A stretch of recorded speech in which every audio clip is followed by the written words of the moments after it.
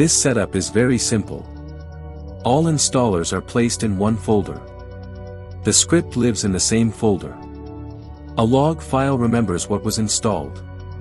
The script automatically detects its own folder, finds all exe installers, installs them one by one, measures how long each install takes, logs the result, and skips anything already completed, even after a reboot.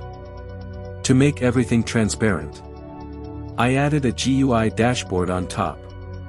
Here, you can set the delay between installations, start the process with one click, and watch live logs as everything runs.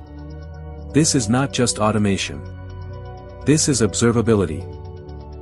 Let's quickly understand how this works internally. First, the script detects its own location.